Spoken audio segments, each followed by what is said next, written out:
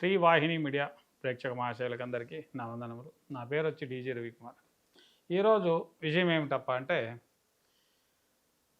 వర్షాకాలం పోయిన తర్వాత శీతాకాలం అనేది స్టార్ట్ అవుతుంది. వర్షాకాలంలో స్టార్ట్ అవుతుంది కొద్దిగా రోగాలు అనేది పెరుగుతూ పోతుంది మనిషిలో. వర్షాకాలం నుంచి స్టార్ట్ చేసుకొని శీతాకాలం వచ్చే కొందరికి ఏమవుతుందంటే, దేహంలో చలి వణుకుడు అనేది ఎక్కువవుతుంది. వాత పదార్థాలు తిని తిని తిని తిని తిమిరి వాతం కావచ్చు, అంటే చేతులు కాళ్ళు తిమ్మిర్లు పడుతుంటాయి. అక్కడ స్టార్ట్ అయ్యి పక్షవాతం పక్షఘాతం వరకు వెళ్తుంటుంది. పక్షవాతం అంటే ఏమి అంటే, ఫస్ట్ స్టేజ్ అంటుంటారు, ఇప్పుడున్న డాక్టర్లు అంటుంటారు ఇది ఫస్ట్ స్టేజ్ అండి అంటారు. ఇది పక్షవాతం వచ్చినప్పుడు నెల 2 నెలలు ఏదైనా మందులు వాడారనుకోండి క్లియర్ అయిపోతుంది, ఆరాంగా పారాడుకొని ఉంటారు. అప్పుడు పోయి చెప్తుంటారు పక్షవాతం అయిందయ్యా, కాస్త తేలుకున్నాను, లేదంటే చాలా సమస్య వచ్చేది నాకు. ఇది పక్షవాతం అన్నమాట. పక్షఘాతం అంటే ఎలాగంటే, చాలామంది వీడియోలో ఫోన్లు చేసి అడుగుతుంటారు పక్షఘాతం అంటే ఏమండి, పక్షవాతం అంటే ఏమండి అని. పక్షఘాతము అంటే మనకు యాక్సిడెంట్ అయ్యేదాన్ని ఏమంటామంటే ఘాతము అంటాం. ఎక్కడైనా ఇమీడియట్లీ యాక్సిడెంట్ అయిందనుకోండి ఘాతం అంటాం, అంటే ఘాతించడము.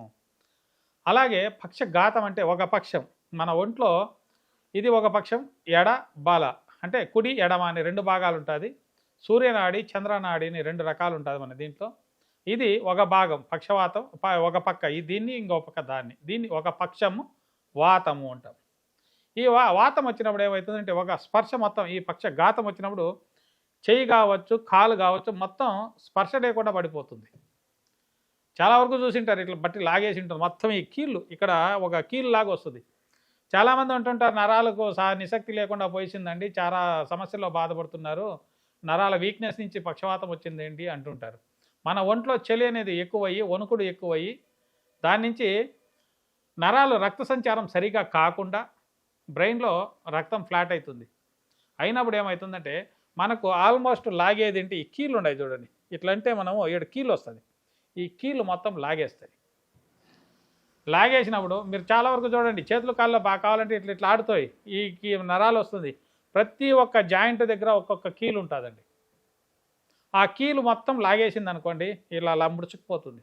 ముడుచుకోకపోయినప్పుడు ఈ కీళ్ళన్నీ పట్టి లాగేసి ఉంటాయి. అప్పుడు మనం దానికి మసాజ్ చేయాల్సింది ఎక్కడ అంటే, ఆ కీళ్ళ మీద మాత్రమే మసాజ్ చేయాలి. ఒళ్ళంతా మసాజ్ అవసరం లేదు. కీళ్ళు ఎక్కడెక్కడ ఉన్నాయో దాన్ని పట్టి అట్లా ప్రెస్ చేసుకుంటూ మొత్తం మసాజ్ చేసామనుకోండి నీట్గా ఫ్రీ అయితే వస్తుంది. కానీ ఇప్పుడున్న డాక్టర్లకు కావచ్చు ఎవరికే కానీ ఫిజియోథెరపీలు ఉంటుంటారు, వాళ్ళకు కూడా అంతేనే, అంత జ్ఞానం లేదు. ఫిజియోథెరపీ అన్న తక్షణం ఏమవుతుందంటే మిషన్లు ఎక్కించడం, సైకిల్ దొక్కించడము, కాస్త నూనెలు పూసి మసాజ్ లాగడం అంతే. వాళ్ళు ఎక్కడ లాగాల అనేది పరిజ్ఞానం కూడా లేకుండా లాగుతుంటారు ఫిజియోథెరపీలు. మెయిన్ కావాల్సింటే కీళ్ళు. ఈ కీళ్ళు కరెక్ట్గా ఉన్నాయనుకోండి అది బాగా పనిచేస్తుంది. అది ఆ కీళ్ళను మనం అర్థం చేసుకుంటూ రావాలి. అది వడదలాలంటే మనం ఏం చేయాలంటే కడుపుకు మందు కూడా తీసుకోవాలి. ఈ చలికాలంలో ఆల్మోస్ట్ చాలా వరకు ఈ సమస్యలు ప్రతి ఒక్కరిలోనూ కనిపిస్తూ ఉంటాయి. దాని నుంచి మనము హోమ్ రెమెడీ అంటే ఇంట్లో చేసుకునే ఒక రెమెడీ ఏమబ్బా అంటే, ఈ పక్షవాతం వచ్చిన వాళ్ళు చూడండి, వచ్చేకి ముందు కావచ్చు వచ్చిన తర్వాత కావచ్చు, ఫస్ట్గా మీరు ఇంట్లో ఒక ఫస్ట్ ఎయిడ్ ట్రీట్మెంట్ అని చెప్పి చేసుకోవడం మంచిది. అలా కాదండి అని చెప్పి హాస్పిటల్కి తీసుకెళ్ళారనుకోండి, వాళ్ళు పోతానే ఏం చేస్తారంటే హాస్పిటల్లో గ్లూకోజ్లు అంట ఇంజక్షన్లు అంట వేసి ఐసీలో తీసుకెళ్ళి పెట్టేస్తారు. ఆల్రెడీ చలవ కొట్టి పక్షవాతం ఉంటుంది, ఒంటి చలవ పుట్టి దాంట్లో ఎత్తుకొని మళ్ళీ ఐసీలో పెట్టారనుకోండి జీవితాంతం కాళ్ళు చేతులు లాక్కొనే ఉంటాయి. అలా కాకుండా మీకు మీరుగా సరి చేసుకునేది ఏమిటంటే, పక్షవాతం వచ్చినప్పుడు మఫ్లర్ గిప్లర్ మొత్తం అంతా ఒళ్ళంతా బాడీ హీట్గా ఉండాలి.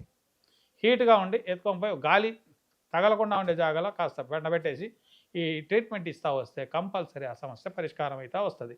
అలా కాదండి మాకు దొరకవండి కింద వస్తున్న నెంబర్ కాల్ చేయండి, సమస్య ఉన్న వాళ్ళు మాత్రమే.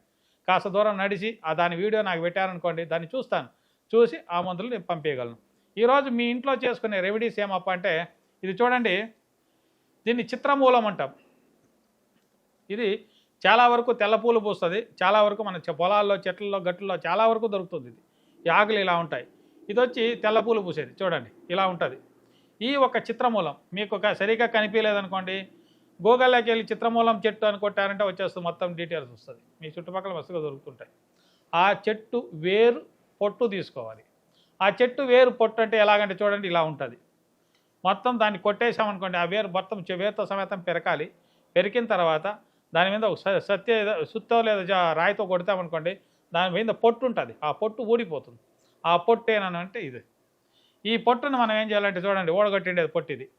ఈ పొట్టుని మనము డైరెక్ట్గా ఇవ్వకూడదు. ఇస్తే ఏమవుతుందంటే వేరే సమస్యలు వచ్చేది, స్కిన్ అలర్జీస్ వచ్చేది కావచ్చు, చాలా వరకు సమస్యలు వస్తుంటాయి. దాని నుంచి మనం ఏం చేయాలంటే ఫస్ట్ దీన్ని గోమూత్రము అంటాం. చూడండి, నాటి ఆవు గోమూత్రంలో మొత్తం నానబెట్టాలి.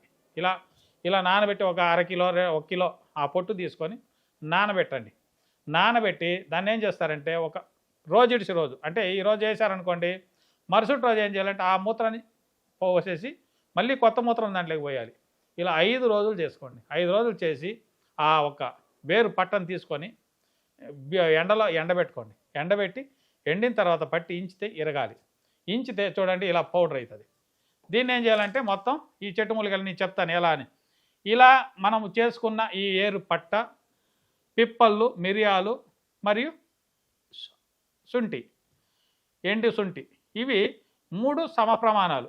ఇది 50, ఇది 50, ఇది 50 అయిన తర్వాత ఇది వచ్చి 100. ఏది చిత్రమూలం వేరు పట్ట ఎండినది చూర్ణం వచ్చి 100 గ్రాములు, శుంఠి 50, పిప్పళ్ళు 50, మిరియాలు 50. ఈ 3 కలిపి దాంట్లోకి వేసుకొని మొత్తం 4ను చేర్చి పౌడర్ చూర్ణం చేసుకొని ఇలా చూర్ణం అవుతుంది. ఈ చూర్ణాన్ని ప్రతిరోజు ఉడుకు నీళ్ళల్లో తీసుకోవచ్చు. 1 గ్లాసు ఉడుకు నీళ్ళు, బాగా కాంచిండే ఉడుకు నీళ్ళు తీసుకొని కాగినప్పుడు ఈ ఒక పౌడర్ని ఎత్తి దాంట్లోకి వేసేయండి. వేసిన తర్వాత కాసేపటికి గోరువెచ్చగా అవుతుంది. అప్పుడు ఉదయం 1 గ్లాసు, సాయంత్రం 1 గ్లాసు తాగుతూ వచ్చారంటే కంపల్సరీ మీకున్న ఆ తిమిరి వాతం కావచ్చు, కొంతమందికి తిమిర్లు వస్తుంటాయి, ఇలా పట్టుకొని పడుకున్నారనుకుంటే తిమిర్లు వస్తుంటాయి, అలాంటిది కావచ్చు, పక్షవాతం కావచ్చు, పక్షఘాతం కావచ్చు, ఇవన్నీ కూడా రికవరీ అయితే వస్తుంది. అలా కాదండి మాకు దొరకవండి ఇవన్నీ చేసుకోవడానికి అన్నారా, కింద వస్తున్న నెంబర్కి కాల్ చేయండి. ఆ సమస్యకి ఏముందో మందులు ఉంటాయి, పంపిస్తాను, వాడండి. కాస్త నిదానమైన క్లియర్ అవుతుంది, ఆ సమస్య నుంచి పరిష్కారం కావచ్చు తెలియజేస్తూ ఈ వీడియో ముగిస్తున్నాను. నమస్కారం. వీడియో కనుక మీకు నచ్చినట్లయితే లైక్ చేయండి, షేర్ చేయండి. మరిన్ని వీడియోస్ కోసం మా ఛానల్ని సబ్స్క్రైబ్ చేయండి. మీ అభిప్రాయాలు మాకు కామెంట్స్ రూపంలో చెప్పండి. మరిన్ని వీడియోస్ కోసం మా ఛానల్ని సబ్స్క్రైబ్ చేయండి.